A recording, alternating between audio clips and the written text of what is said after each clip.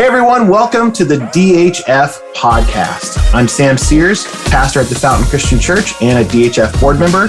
And I have with me... My name is Rick Grace, and I get to serve as the DHF Church Liaison, position I've been in for about 3 years now. And we, Sam, are privileged today to have with us Kim Holley, who is the chairperson of the DHF board, or rather, as she likes to be referred to as Madam Boss.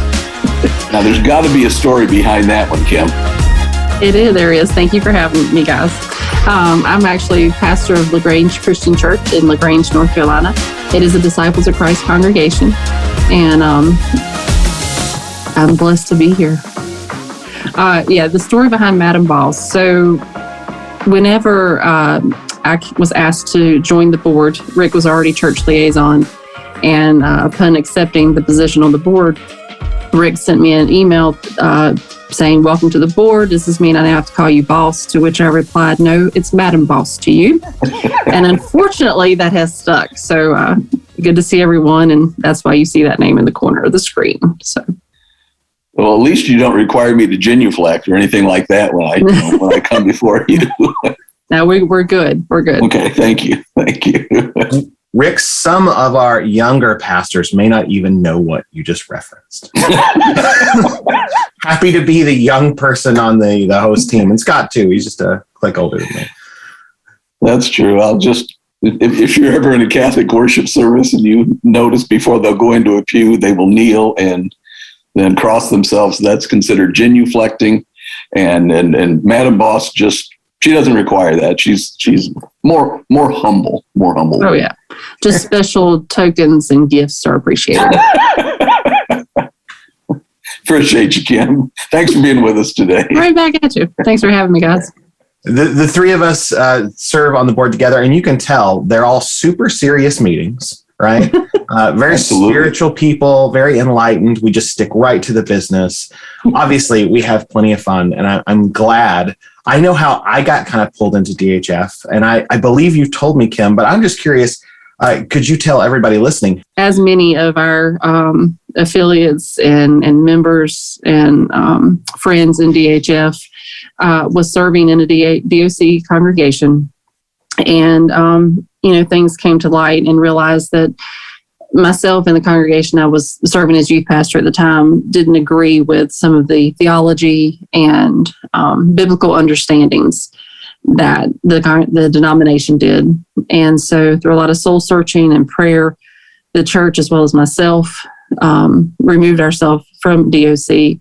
And when we did that, when we were making that decision, we knew we wanted to stay connected with someone or with a group that was Stone Campbell tradition, Reformation background, and that's how we found DHF. We did a lot of searching, a lot of praying, and discovered that they existed. We weren't even aware of it before. And we had Kevin Ray and Doug Harvey come to our church to talk with us, and we met them and just fell in love with DHF and what they stood for, and that's Christ in the Bible. And definitely knew God had aligned us and brought us together, and that is how I became aware and became affiliated with DHF. Let me ask you one little point of clarity. So you made this decision congregationally to withdraw from the Disciples of Christ before you ever learned that there was a Disciple Heritage Fellowship. Basically, right? Yeah. So we knew.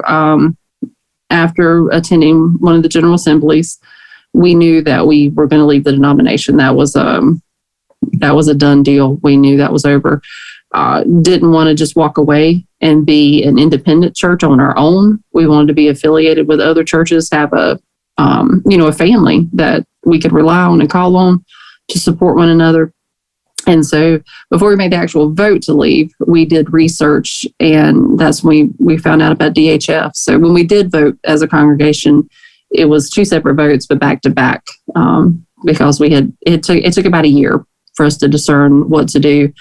Like I said, the decision to leave was the easy one. It was where are we going and where's the Lord leading us? So Well, that's a good clarity, because a lot of a lot of times DHF is accused of intentionally looking to target churches and almost with the requirement that they leave the denomination to become a part of DHF. And I appreciated that clarity that was not the sequence that you all went through. DHF definitely did not come seeking us. Like I said, we didn't even know it existed until we were facing that decision of where do we go next? What are we to do? And who are we going to align with? Who do we agree with? That's how we found it. Coming from the outside, so I've listened to Doug Harvey, I've listened to you, and obviously in the board meetings I've listened. It's interesting that DHF has that representation because I came more from the non-denominational and the Calvary Chapel world. I only see love for DOC churches. I don't see this hunt, this hate, or this try to pry them away. And instead, I see help. And obviously, you see something too, because you didn't just go in that direction. You've switched churches since then. So you've stayed in DHF. Why have you stayed as opposed to just why did you join in the first place? What kept you here? Yeah, it's being with that like-minded group, a group of people who affirm Christ and who affirm the scriptures as authority. That is huge. And if we can't be with other people, other Christians who affirm that, I mean, why would you leave that? I mean, we know, not everyone, unfortunately, we know not everyone, every denomination, every church does affirm that. And to find that family that tells you this is the truth, that's huge. And then to add to the fellowship, and like I said, the family that's come out of that. It started out, we were looking for somewhere to be so that we aligned with people who had that same understanding. But from there, it has grown into a major family. I'm part of one of the Tuesday study groups. There's pastor study groups that we do with Rick that he started. Thankfully, that's my family. When things are tough, I turn to them as quick as I do anyone who's physically next to me. If there's anything going on, I know Rick is there. I know the whole board is there, and so many more. I mean, I could name tons of names of people. Example, today happens to be my birthday, and one of the first phone calls I got this morning was from one of the pastors in my study group, from he and his wife. He and his wife, catch that. It goes beyond us just becoming friends as pastors and having a family that way, but the extension. We pray for one another, we love one another, we support one another, and there's just DHF, they got it going on.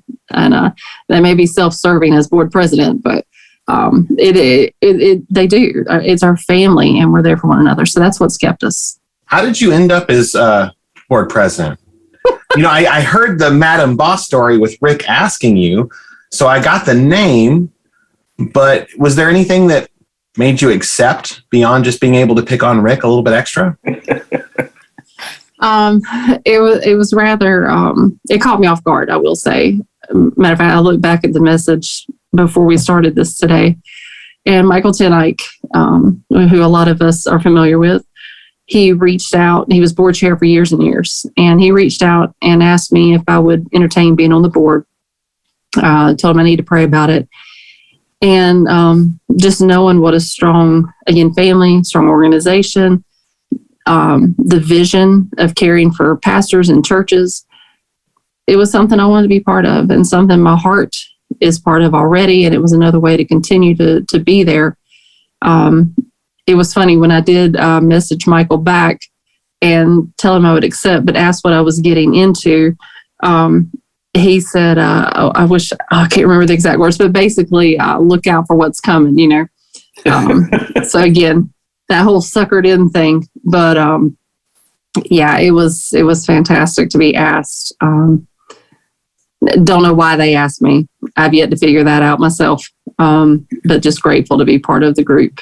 We were in a position at that time on the board where we had suspended our own bylaws temporarily to really rebrand and try to figure out what God was saying and calling us to do and be.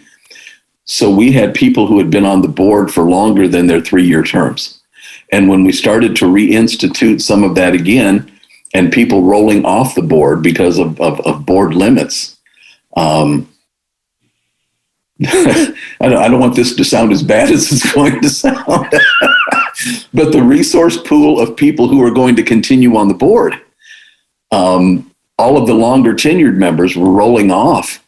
And the board had a very honest discussion of whoever we brought into the board chairperson position was going to have much less history with DHF at that point.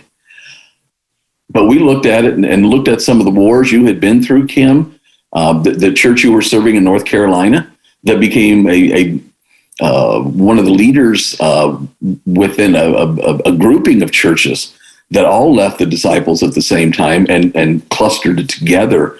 But by that time, you had moved to Indiana. You were pastoring a church in Indiana. And we just thought you were strategically positioned as one of the newer members, and yet had a good developing history. That we believe that was the position God was calling you to. Thank you. So what I heard in there was that board pickings were slim, and that's probably how I also got on the following year. Like, Sam's in California. I mean, we need somebody from the West Coast. Hey, just Sam, you're in good company, because apparently, we both fit that criteria. So, well, both of you guys live in the coastal areas. Those of us that live in the flyover country, as it's now called. Well, you mentioned coming on the board, and that was an interesting time for DHF, because as we've learned along the way, Doug Harvey mentioned some of the history in a previous episode. We kind of hit a hard spot. So how has DHF changed since you've been on the board and been board president, Madam Boss? Well, and it's even kind of funny because I knew that at the time DHF was kind of changing headquarters. It was being moved to Decatur, had been. I knew Rick had come on as church liaison. But in I don't even know what word to use. Rick would have some bright, intelligent word of 20 letters for this, but I don't.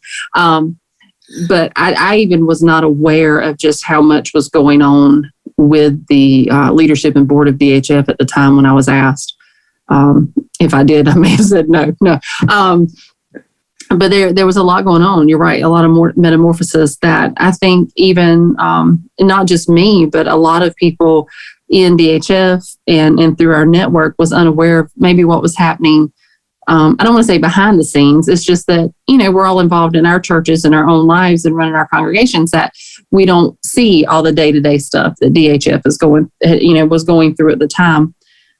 So then coming onto the board and learning the things that were happening, and Michael eventually stepping away as board chair, and he had been a rock for DHF for so many years, and still is. He's still there. We haven't kicked him to the curb or anything.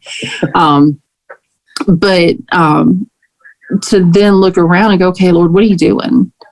And to learn of just where DHF was rocky for a period of time and not really knowing it, and then finding that out. But by the time I'm kind of hearing this, we're already making that turn, and the Lord was doing already something amazing. And Rick was making so many contacts with churches and pastors, and the attention DHF was starting to get. It was amazing. It's been phenomenal to watch and be part of it. And I can't help but share this in one of our board meetings. Wayne Kent, which you all know, just retired as executive director. In one of our meetings, he said, and as long as he's been with DHF, which is decades, he said, I'm continually amazed that the Lord uses us for this, and what the Lord's doing with DHF. And I think that's how I would sum up from the time I came on to now, learning where DHF was, I'm sure with what Doug shared with you and the things that they went through from disciple renewal into DHF to now, and seeing that the Lord is still moving us forward, and we're helping more and more churches and pastors each and every day. It blows your mind. We all go into ministry, whether we're lay people in the church or whether we're pastors, we go in wanting to serve the Lord, and we know he can do all things, but yet we're still amazed every day at what he does. And I think that sums up where we are now and where we've been the last few years. we're just amazed at what God's doing, and we're just thankful we get to be part of it. So a lot of growth in a short period of time. What would you say to a church that reaches out to DHF right now? What would you say about DHF to that church? Well, hold on tight, because if you join with DHF, there's no telling what the Lord's about to do with you. He just, again, that continue to be amazed at what he does when you align with the people and a group that affirms Christ as Lord and Savior.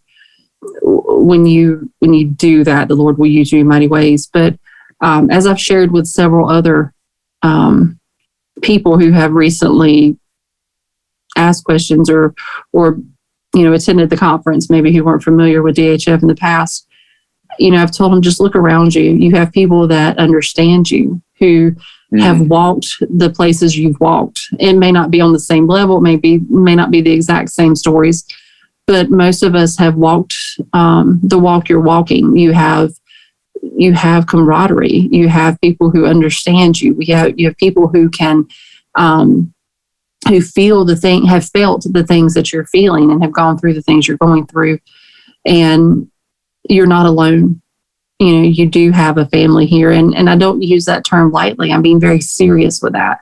I know flippantly people will say, it's a family, whatever, but it's very serious. It's very taken to heart by all those who are part of DHF. And so I would say to them, grab a hold, use DHF, take advantage of the resources that are at your fingertips, and let us love you as Christ does in all seriousness. And also let us help you through whatever you're going through. Let us celebrate the good things with you. That's the other side. We celebrate the joys with each other. We're here for you. Whatever it is you need, whatever it is we can do, we're here. Thank you. I can really just second and amen that from whenever I've had a difficulty. And it's not just, what do I do with maybe a denominational setting, but it's inside the church. I've looked to Rick. I've heard from you. I've heard from other board members, especially as I was always the assistant pastor, and this is the first time I've been the senior pastor to deal with some of those challenges that I naively didn't anticipate it would be that different, but it really is different. And so facing that, I've been able to lean on you guys, but then there's also the good, like all the giving that we participated in to the Ukrainian refugees in Poland. Yes. And to see all the churches come together. I know that our church, we even recreated something that was done at the conference with the worship video and things like that, and talking with another church's tech team, that kind of thing, so that we have that extra resource that we wouldn't have known how to do otherwise, is super helpful. I think that might be a taste of what's to come. Yeah. And the Ukrainian effort is a prime example of what I was saying. If you affiliate or you want to be part of DHF, be blown away what the Lord's going to do with you. Because, when Wayne presented the idea to the board or told us that he was going to be going to Ukraine, and, they were looking for funds to help the Ukrainians over there, we said, hey, let's send it out to our DHF churches and give them an opportunity, an outlet, a ministry tool to use for giving. And over $21,000. I mean, that's insane. We never thought it would be that. But look what the Lord did. So it's so much fun to sit back and watch this and to say, go Jesus. To segue on top of that, the total giving between Decatur First and DHF churches across the country is now pushing $185,000. Wow. It's an incredible amount of money. And God has uniquely positioned Wayne there because, as you both know, Wayne was a professional musician before he became a lead pastor. And much of his musical ministry was done behind the Iron Curtain in Ukraine and Poland and those areas. He's known people there for 40 years. So the people that we are relying on now to have boots on the ground for that $180,000 plus dollars, we're just not given to a piece of the pie. This is going to people who are personally known. Yeah. So we have a real sense of assurance that these gifts are going exactly where they need to be to help the refugees, to help the children, to help moms who are having to go to work to supply their children because their fathers and husbands and sons are at war back in the Ukraine. It's really been, God's hand has just been all over it. Oh, yeah. Well, if that's a taste of what's to come, Kim, can you give us any other ideas of maybe where DHF is going next? Not a clue. No. Best interview yet. Awesome. I knew that's the answer you wanted. Well, oddly enough, we just finished board meeting and in talks with Brian, who's now lead pastor of Decatur, we were talking about that if we've learned anything through COVID is that we don't know what tomorrow holds. However, without trying to be prophetic or, like I have some look into the actual future to know what's coming, I believe we will continue to see the same things we've been seeing. Churches and pastors reaching out to us, continuing to grow and helping more people and more believers. We are in conversations about hiring another staff person. And because it's overwhelming for Rick at times, there's so many directions he's being pulled, and we want to make sure that we are not, yes, we want to help Rick. Okay, that's part of it. But the larger part is we don't want anyone to be missed. We want to be available and be able to help any church or pastor at any minute they need that help. And right now, between the study groups, the Zoom groups that Rick is part of, and then the traveling across the country that he does, and all the phone calls and the texts and the emails, it's really beginning to pile up. And we don't want there to be a backlog. We don't want churches and pastors to have to wait. We all know that crisis in church doesn't wait for anyone. And when it happens, and we have to be able to respond. We've been fortunate. We've had several churches reaching out looking for pulpit supply and even looking at how to hire their next pastors. Those things can't wait. We can't say, well, Rick's really busy right now. Give us a month. We'll get back to you. So we are looking at a second person to take on part of that role. Not sure what that's going to look like yet. We're in, of course, talks with First Decatur because they are a huge support system for us, and the things that they can do, putting on the conference, helping put out our newsletters and such. So, how do we balance their assistance and their backing us? They're vital to what we do. How do we work that together? But there's going to be good things coming. Again, not trying to be prophetic, but I fully believe there's still a lot more good to come. And we get to watch it and be part of it. Kim, as a follow-up to that, we recognize that maybe Decatur is not the vacation capital of the world, and not everybody is able to travel to Decatur for conferences or whatever. But because of where some of the clusterings of churches are, I think one of the next pieces of the strategy will be doing things regionally, whether it's a retreat format or a mini conference format. I don't think any of us know at that stage, but I'm kind of excited about being able to look at and target specifically quadrants around the country where we can do things on a more regional basis. Because we are well aware that, not every pastor can just take off on a Sunday and travel and go where they want to go. Pastors and lay leaders in the church has to run on Sunday mornings. And, while Decatur does have some fabulous things to offer, like some excellent food,